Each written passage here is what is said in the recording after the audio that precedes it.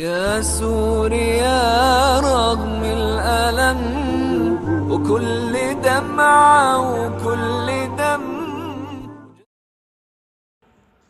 الحمد لله وحده و صلات و سلام علی نبی بعده.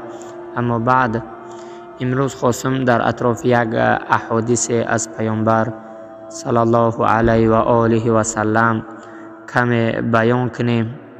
تفسیر انوار القرآن را وقتی نظر کردم در تفسیر سوره فلق که او را همگان میدونیم، یعنی سوره قل اعوذ برب الفلق، در آیه آخر اون و من شر حاسد اذا حسد، در طبق این آیه کریمه صاحب تفسیر انوار القرآن حدیث را از پیامبر در اونجا جایگزین میکند.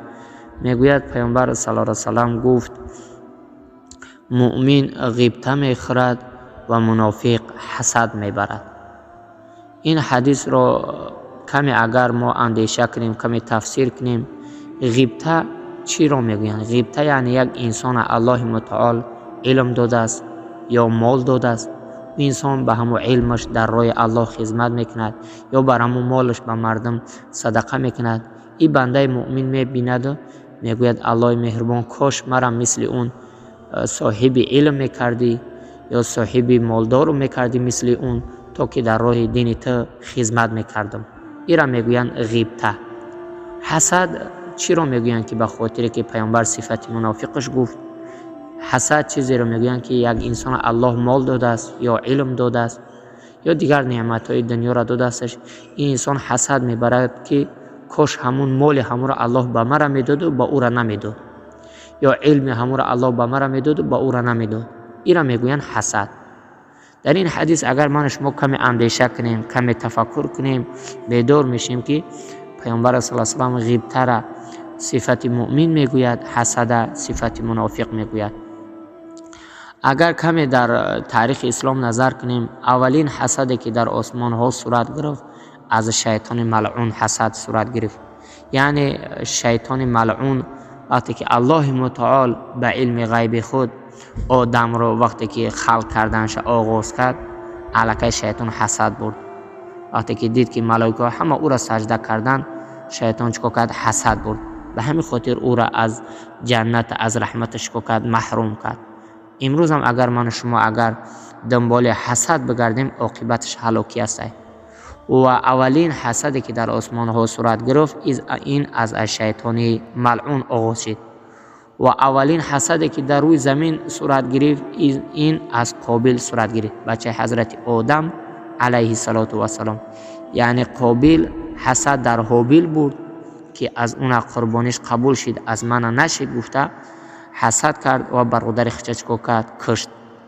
همچنین در یک حدیث دیگه هم پیامبر صلی الله علیه وسلم به مثل این حدیث بیان میکند که از حسد پرهیز کنید، به خاطر که حسد عاقبتش خونریزی است. یعنی انسان هایی که حسد در زندگی خود جا میکنند، عاقبت الامر دست به خونریزی میزنند، یعنی دست به کشتار میزنند. حسد عملی یک گناهی درونی هست. بعض عملها، بعض گناهها ظاهری هست، به مثل زنا، عرق، غیبت.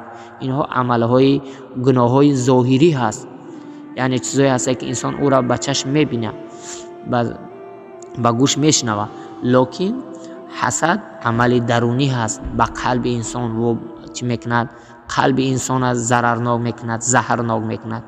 به همین خاطر در زندگی من و شما باید کوشش کنیم که از این عمل منافق که پیامبر بیانش کرده است پرهیز کنیم، به خاطر که حسد یک گناهی بسیار خطرناک است که الله در قرآن او را مقصد نوشته کرده است در سوره فلق.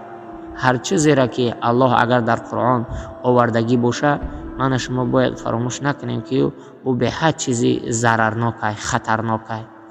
به همین خاطر از حسد کردن نسبت یک برادر، نسبت یک خواهر باید که پرهیز کنیم. غیبته هم در حدیث دیگر میاد که برای علم و برای مال صدقه کردن غیبته جایز است، غیبته خوردن.